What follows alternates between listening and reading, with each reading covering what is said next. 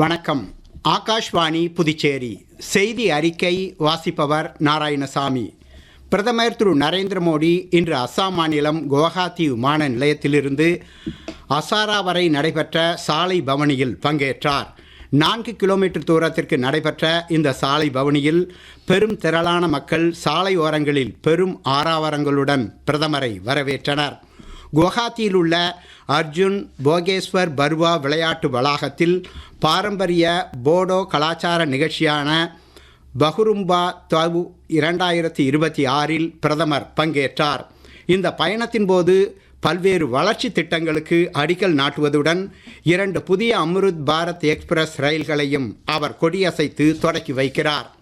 மத்திய உள்துறை அமைச்சர் திரு அமித்ஷா இன்று புதுடில்லியில் உள்ள பாரத் மண்டபத்தில் நடைபெறும் புதுடில்லி உலக புத்தக கண்காட்சி 2026ஐ பார்வையிட்டார்.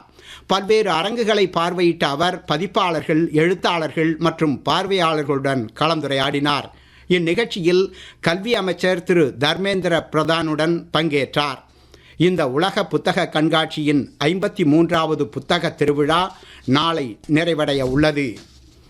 இந்தியா கனடா பொருளாதார கூட்டாண்மையை வலுப்படுத்துவது குறித்து கனடாவின் கொலம்பிய பிரதமர் திரு டேவிட் எபியுடன் மத்திய வர்த்தகம் மற்றும் தொழில்துறை அமைச்சர் திரு பியூஷ் கோயல் இன்று விவாதித்தார்.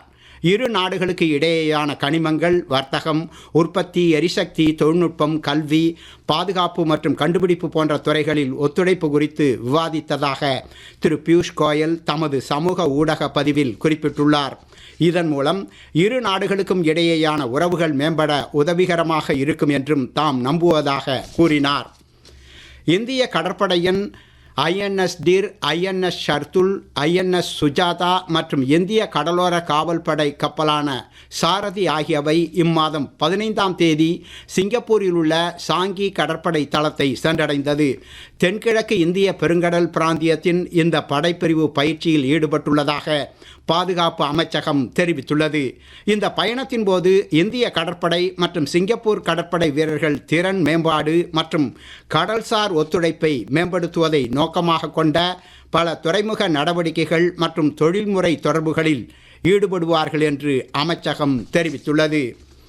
புதுச்சேரி மற்றும் காரைக்காலில் உள்ள ஜிப்மர் மருத்துவமனையில் 110 முதுநிலை உள்ளிருப்பு மருத்துவ அதிகாரி பணியிடங்களுக்கு தகுதி உள்ளவர்களிடமிருந்து விண்ணப்பங்கள் வரவேற்கப்படுவதாக ஜிப்மர் இயக்குனர் திரு வீர்சிங் நேகி தெரிவித்துள்ளார். இப்பதவிகளுக்கு பிப்ரவரி 9, 10, 11 ஆகிய தேதிகளில் முற்பகலில் எழுத்துத் தேர்வும் பிற்பகலில் நேர்காணலும் நடைபெறும் என்றும் அவர் அறிவித்துள்ளார். புதுச்சேரியை அடுத்த ஆரோவில்லின் குயிலாபாளையத்தில் கடந்த 50 ஆண்டுகளுக்கு மேலாக நடைபெற்று வரும் மஞ்சு விரட்டு விழா இன்று கோலாகலமாக நடைபெற்றது. அங்குள்ள மாரியம்மன் கோவில் திடலில் நடைபெற்ற மஞ்சு விரட்டில் மக்கள் தங்கள் மாடுகள் மற்றும் கன்றுகளை அலங்கரித்து திடலுக்கு அழைத்து வந்தனர். மாடுகளுக்கு சிறப்பு பூஜைகள் நடத்தப்பட்டன. பின்னர் ஏராளமான இளைஞர்கள் மாடுகளை உற்சாகத்துடன் விரட்டி சென்றனர்.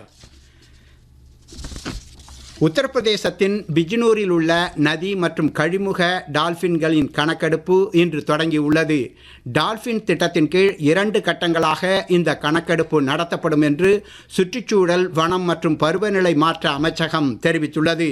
முதல் கட்டத்தில் இந்த கணக்கெடுப்பு பிஜ்னூரிலிருந்து கங்கா சாகர் மற்றும் சிந்து நதி வரையிலும், 2ஆம் கட்டத்தில் பிரம்மபுத்திரா, கங்கையின் துணை நதிகள், சுந்தரவனம் மற்றும் ஒடிசா ஆகியவை அடங்கும்.